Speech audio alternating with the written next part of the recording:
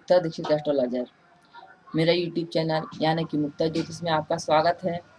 और आज हम बात करेंगे, बहुत से लोगों का प्रश्न है कि आप विवाह से संबंधित वीडियो बनाएं, यानी कि आप शिक्षा जिससे कि हम सीख सकें कि विवाह कैसे देखते हैं या कैसे निकालते हैं। तो जी हाँ दोस्तों, विवाह निकालने की विधि क्या है, विवाह कैसे निकालते हैं, इस वीडियो में आपको बतलाऊंगी। जैसा आप जानते हैं कि हमारे कारण से जन्म कुंडली, हस्तरेखा, रत्न वास्तु और गोल्ड सिल्वर, निफ्टी बैंक आदि के बारे में जो है गोल्ड जो रिपोर्ट प्रदान की जाती है। लेकिन आज हम बात कर रहे हैं यहाँ पर सप्तम भाव और सप्तमेश, यानी कि विवाह और ज्योतिष। किस प्रकार से विवाह जो होता है वह ज्योतिष के ग्रह गणना के आधार पर होता है। जब योग आते हैं तब विवाह होता है। कई बार हम देखते हैं कि किसी किसी का रिश्ता जो है कम उम्र में आता है, लेकिन कुछ ऐसा हो जाता है कि एक समय रिश्ता आने के बाद जो है पुनः उनका आना बंद हो जाता है। ये सारी स्थिति भी जो है ग्रह स्थिति पर आधारित होती है।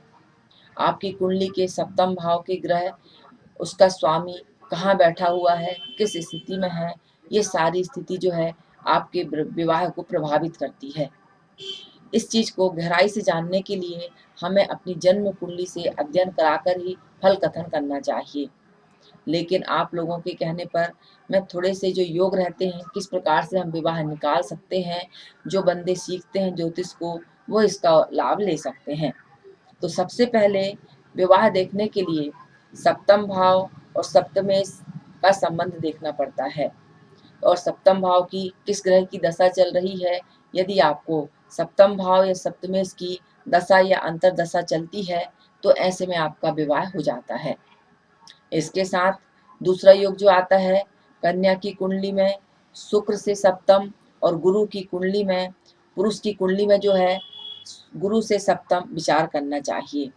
कन्या की कुंडली में शुक्र से सप्तम और पुरुष की कुंडली में गुरु से सप्तम भाव पर जो भी ग्रह रहता है उसकी भी दशा अंतर दशा में विवाह होता है।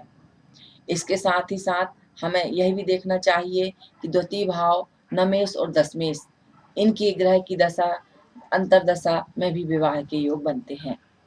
सप्तम स्थान पर जो ग्रह बैठा रहता है या जिस ग्रह की दशा अंतर दशा चलती है वह भी विवाह के योग बनाती है।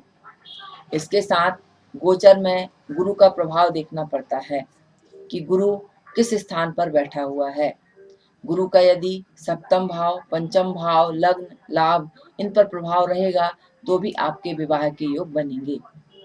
इसके साथ जो है सप्तमेश का किन शुभ ग्रहों के साथ योग है, किन शुभ ग्रहों के साथ संयोग है, यह भी हमें जरूर अपनी कुंडली से विचार करना चाहिए।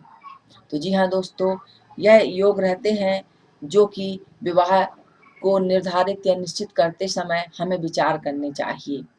इसके आधार पर हम विवाह के वर्ष जन्म कुंडली से निकाल सकते हैं, क्योंकि सभी की कुंडली में ग्रह स्थिति, लग्न, लग्नेश, सप्तमेश अलग अलग प्रभाव में रहते हैं, तो उनके आधार पर यह गणना करके निकाल सकते हैं। लेकिन सप्तम स्थान पाप ग्रहों से पीड़ित हो, सप्तमेश नीच अस्त हो, तो ऐसी स्थिति में विवाह में विलंब होता है, या कई बार ऐसी स्थिति देखने को मिलती है कि विवाह होता ही नहीं है।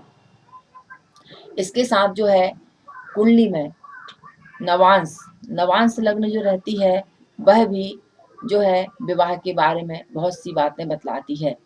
नवांश लग्न का स्वामी, उसका स्वभाव आपके होने वाले पति या पत्नी के बारे में जानकारी देता है।